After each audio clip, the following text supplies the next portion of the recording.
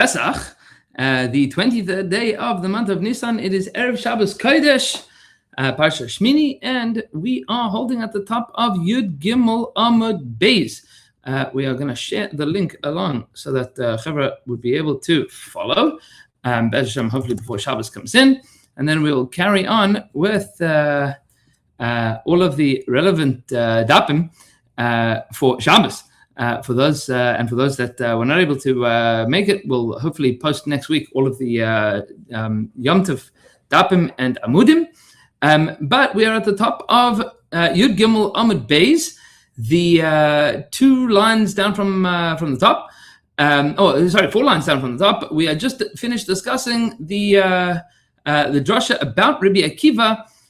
Referring to Rabbi Akiva was the one that was achalik leberabim v'sasum yuchalik shalol. That was Rabbi Akiva who darshaned halachas haggadas, and then the Gemara says maybe yesh omer ela anshe knesset gedola.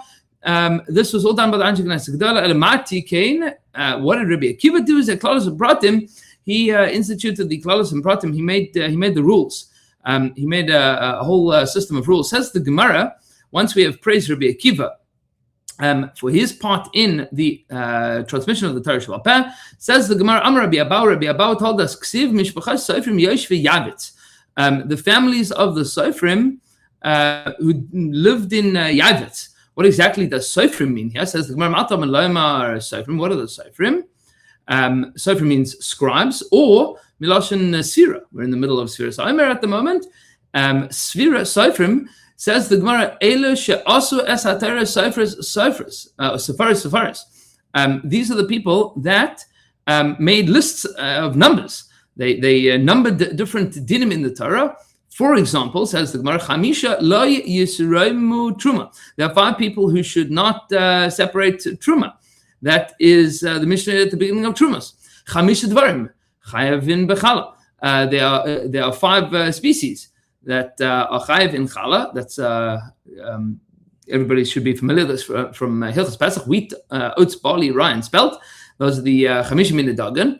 Chameshes are in Oshim Paitris Tzoresem. There are 15 women that exempt their co-wives from the mitzvah of yibum. That is the Gemara at the beginning of Maseches Yevamas. Shloshim v'sheish krisos b'Torah. There are 36 times that the Torah says that you are chayiv koris. There are 36 Yisur Karis at the beginning of Maseches Krisos. Shloishes Rei Davar Nemru Benivla Sa'if Atama. There are 13 halachas with regards to the dinim of a bird that is a nevela, that is a kosher bird, like a dove or a pigeon or a turtle of a chicken that dies in any way other than shechita. There are 13 halachas with regards to them, and Arba Avos Nezikim. The Mishnah at the beginning of Baba Kama, that there are 4 types of damages, and Avos Malachas Arba Mechasar Echad, that there are 39 Malachas of Shabbos. All of these lists, all of these numbers, those were put together by the Sofrim. Sofrim, these are, and this was already family of Sofrim that is discussed already in Tanakh in Divrei HaYom. Says the Gemara further, Amar Rabbi Acha, says Rabbi Acha, the pasuk tells us, LeEzra HaKoyin HaSofer. Ezra the Kohen was a sofer. He was known as a sofer. We know him as Ezra HaSofer. That is his title. We have Moshe Rabbeinu, Aaron Kohen, Ezra HaSofer. Ma Talmud Lem Sofer. What does it mean that he was a sofer? Says the Gemara, Ela Kashem Shehaya Sofer B'Divrei Torah. Just as he counted the words of the Torah, Kach HaSofer B'Divrei Chacham. So he counted the words of the Chacham, meaning he counted up the dinim de Araisa of the Torah Sheba'al Peh, and he also counted up all of the Masorah, the words of the Chacham that he had learned as well. Meaning he made sure that people did not forget the Torah by ensuring that there was a curriculum. Says the Gemara, Rabbi Chagai b'shem Rabbi Shmuel bar Nachman, says Rabbi Chagai in the name of Rabbi Shmuel bar Nachman, Harishonim Charshu v'Zaru, the earlier generations of Talmidei Chachamim, they plowed and they sowed seeds. Nichshu kischu adru, and they weeded and they cut, they trimmed, and they collected. Dashu zaru baru, And I mean, these are all malachas of Shabbos. They did disha, they threshed and zoru, and they winnowed and baru, and they selected. Tachanu, they ground up. Hirkidu, they did rikida. They ground it up and they sifted again, meaning baru is they selected. That's the bad stuff from the good stuff, and then tachanu they ground it up and hirkidu and they sifted them. Loshu kitfu va'afu, they kneaded and they formed it and they baked it. Va'anu ein lanu ma'alechol, and for us we have nothing to eat. Meaning, in the earlier generations, they were able to open up a Sefer Torah and learn everything. We are starving. Some of the Girsas here have not anu ein lanu malechol, but anu ein lanu pelechol. We don't have a mouth to eat. Meaning, the food that they presented us is there, but we don't have the capacity to eat it. Not that we don't have. Sure, we don't have the ability to produce the same kind of Torah content that was produced in previous generations, but even that which was produced, we don't have the capacity to eat it. We don't have the mouth to eat it. What does it mean, the mouth to eat it? So the Gemara in Eruvin discusses that in order to be able to learn Torah, you have to say it out loud. But since we don't say all of our Torah out loud, our mouths are not able to handle the Torah of the previous generations. So it's kedai to point out, the Alter Rebbe writes in Shulchan Aruch Harav, that if you don't say Torah as you're learning it, that's not a full fulfillment, maybe not even a fulfillment at all, of the mitzvah of Talmud Torah. You have to say the Torah out loud in order to be mekayim learning it. That's very hard in our day and age, where a lot of our Torah is read, is not said out loud. But nevertheless, says the Gemara, comparing Talmud Chachamim from previous generation to our generation, to the generation of the Gemara. Rabbi Abba Bar Zmina b'shem Rabbi Zeira says, Rabbi Abba Bar Zmina in the name of Rabbi Zeira, in Havu Kadmai Malachim, the earlier ones were angels. Anan bara anash, we are like men. V'in havu b'nei anash, if we compare the earlier generations to men, anan chamarim, we are like donkeys. And then the Gemara says, Amar Rabbi Mana b'ha yishata amri, at that time they said, afilu b'chamrasa de Rabbi Pinchas ben Yair lo is the minun, and we are not even like the donkey of Rabbi Pinchas ben Yair. What exactly was the deal with the donkey of Rabbi Pinchas ben Yair? Says the Gemara the following story. The frumkeit of the donkey of Rabbi Pinchas ben Yair. Chamrasa de Rabbi Pinchas ben Yair ganavte lista belayla.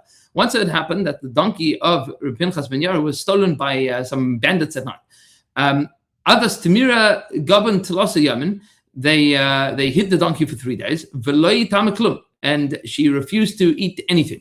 The donkey didn't want to eat anything. Basa Telasa Yamin imachun me chazrasa. They wanted to return the donkey. This donkey is broken. We stole a broken donkey. This one doesn't eat. She's going to die. Amri, they said, Avkinun min hacha delay temus gaban. Let's get rid of her so that she doesn't die in our possession. Meaning, they're going to find us out if there's a dead donkey in our cave. Avkinua, so they set her free. Also, comes la al Torah demara, and she went back to Rabbi Pinchas ben Yair's house. She went home. Sharis me no hakas, and she began to make sounds. She began to bray. Amar Lan, Rabbi Pinchas ben Yair said to the servants, meaning that are telling the story, Paschun lahada alufsa, open the gate for this unfortunate donkey. The isla las yamin delay tamaklum, because it's been 3 days she hasn't had anything to eat. How does he know? Paschin la va'alas la. They opened the gate for her and they brought her in. Amar Lan, Rabbi Pinchas ben Yair said, Yavu la klum teichon, give us something to eat. They brought barley for the donkey. She didn't want to eat it. Amrin la the servants said to Rabbi Pinchas ben Yair, Rabbi lo baz the mechal. She doesn't want to eat. Amarlin, he says to them, have you taken the maishes?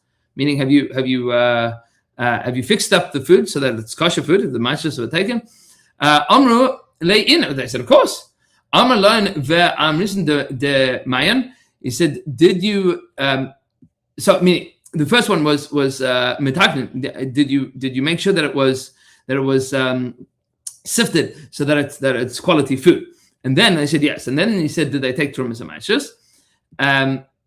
Meaning amrisen de mayan. And they said, did you separate the trumas and maishas from even the food that might be demai, meaning questionably tithed produce, that was bought from an Amar Arts.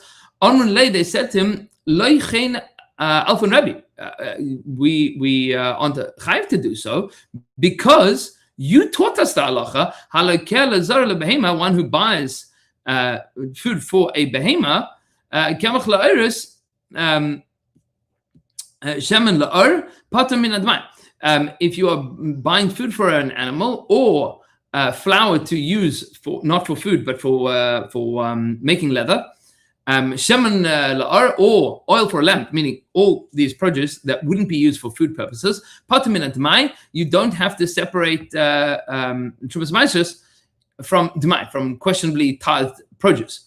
Why should we have to take out Trumas Maseches from this Dmai for your donkey? Amarla, and Nisar ben Yor says, Man Navid la lahada aluta. What are you going to do for this poor donkey? Because she's machmer. The donkey is machmer ve'ariman demayis ve'achlas. So they separated Dmai and then she ate the food.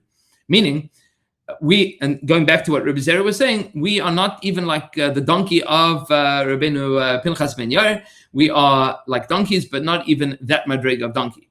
Says the Gemara, quoting from the mission, that Psachia, who we said was maybe Mordechai, was the one that was in charge of the kinin, of the birds, meaning the birds that had to be brought as korbanos. So Psachia was in charge of taking care of the birds. Says the Gemara, Barei, come and see. Ma gadol hu kochos al azirish. How great is this Psachia? Shubzech dvar medarshan, because he was able to open up drushes. He could say things and make drushes. Says the Gemara, and we're going to see some of his drushes, not just in Torah, but in understanding of people. He knew 70 languages. Says the Gemara, Tani, we learned in a Brisa, Sanhedrin sheyesh ba shnaim sheychalim ledaber, a Sanhedrin that has 2 judges who are able to speak all 70 languages. Kulam ra'oim lishmaya, the other judges are able to understand 70 languages even though they cannot speak it. Harei zu ru'i the Sanhedrin, you are able to make a Sanhedrin out of this, meaning not everybody that can understand a language can speak it, but you need to have at least 2 people that know how to speak all 70 languages. Shloisha Rebbeinu, if it has 3 judges who are able to speak all 70 languages, this is a okay Sanhedrin, meaning the bottom one is minimum requirements. 3 judges is an okay. It's a Benin. It's a B plus Sanhedrin. Arba harezu chachma. If it has 4 people that can speak all 7 languages, this is called a wise Sanhedrin. Uvi Yavne hayuba arba, and the Sanhedrin Yavne had 4 such members, and they are, says the Gemara, Ben Azay, Ben Zom, Ben Chachinoi, and then there's a machlekes in the Nuschos here, who the other one is. Was Chanir ben Chanila or Rabbi Elazar ben Maseh. Those are the 4 in the Sanhedrin in Yavne after the Churban by Sheni. Says the Gemara, talking more about this Psachia. Amar Rav Chisda said, "Pam achas yavsha Eretz Yisrael." Once it happened that there was a drought in Eretz Yisrael, v'loy yodem heichen ave omer. They had no idea where they would be able to bring the omer. We spoke about the fact that the omer was brought. It had to be even in Shemitah year, but there was no, it wasn't the Shemitah year, but there was no omer available. There was no barley. It was a bad year. And there was one deaf mute that was not able to speak and not able to hear. He put one of his hands on the roof, and one of his hands on the hut. Meaning he went like this and went like that. And they brought him in front of the Psachia. Amarlahu, he said to them, the Psachia said to them, is atar de miskaria gogus tzrifin or tzrifin gogus? Is there such a place that you know of that's called Gogin tzrifin or gogus tzrifin or tzrifin gogus? Meaning roof, hut, roof. Is there such a place? And they went there and they found the barley to be able to bring the omer. It seems that based on the shir that we spoke about with regards to Mordechai not being an oiler to Eretz Yisrael in the days of Ezra, that meaning that he had left the Eretz Yisrael in the days of Yechania and he went back at least a few times. The Gemara says he went up and down a few times. He wasn't totally familiar with all the Mekamis in Eretz Yisrael, but he was a polylinguist. He could speak all the languages, even though his geography wasn't great. He didn't know all the places. He could understand all the references to names of places. And we'll see another story just like this. Says Gemara, Amr Rabbi Yosa, Bei Rabbi Bun, says Rabbi Yosa, the son of Rabbi Bun. Once there was some kind of crop disease, and there was nothing growing at all. They had no idea where to bring the omer. There was one deaf mute. Placed one hand on his eye, and another hand on the sukhra, the door handle. They brought him from Psachia. Amarlan, he said, is also the miskaria ein seicher or seicher ayin. Is there a place called ein seicher or seicher ayin? But also they went there and they found the body, meaning he understood the charades of what the Elam was saying. And a third story. There were three women that brought their kinim. Remember, Psachia was in charge of the kinim, the birds that were brought to the Beis Hamikdash. One said, I'm bringing it for my eina, which sounds like an eye. And one says, I'm bringing for my yama. What exactly is a yama? And one said, I'm bringing for my ziva. The one that said le'enasi, they thought it meant shefas k'mayan, meaning eina from the word mayan, from a flowing spring. They thought that it meant that she had been flowing, meaning that she had seen a flow, a discharge, and it had been flowing, and now it had stopped, and that meant that she was now coming to be Torah, that she had been a zava. Amarlan ba'ina sakanas. Psachia says to them, no, she meant eina, my eye was a sakana, and she was bringing this as a korban toida, not as a korban for a ziva. The one that says Yamasi, my sea, that maybe she had some kind of flow like the sea. She had been bleeding for a long time. Amarlan be'yamasakanas. Psachia said to them, no, she meant to say that I went to the sea. Yam, I was in the sea, and now I've come back, and now I've been saved, and this is a korban toida. And the one that came to say that it was Ziva, that sounds like a dead giveaway, that she was a Zava. And he says, no. Amarlan Ze'ev Balitos Bana. Psachia says to them, no, a wolf, a Ze'ev came to take her son, and the son was saved, and this is a korban toida. It's not, they thought all of them were for Zava Gedola, and he came along and said, no, that these were korbanos toida, and not for zivus. And then the Gemara told us Ben Achia was the one that was the GI doctor of the Beis Hamikdash. Why do you need to have a GI doctor for the Kohanim in the Beis Hamikdash? Says the Gemara, Al Yidei Shayu Kohanim Hachim Yechaven Al Haritzpa, because the Kohanim would walk barefoot on the floor of the Beis Hamikdash. Sometimes it got cold. It was cold on the floor. And they would eat a lot of meat, and they drank a lot of water. They would end up with all kinds of gastrointestinal issues. And this Ben Achia knew he knew which kind of wine was good for digestion. And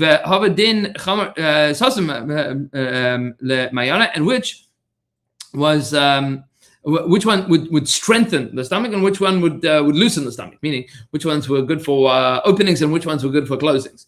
You'd be able to say, drink this one, this will help you go. Drink this one, this will help you stop going. And on Shabbos, we will continue with Nechunya Chayfer Sichin, the story of the sugya of Nechunya Chayfer Sichin, and to be continued. Wishing everybody a beautiful Shabbos and a beautiful Isur Chag Pesach. And we'll see you on Shabbos and Matzah Shabbos as well. And then back to regular scheduled programming as we continue Maseches Shekalim.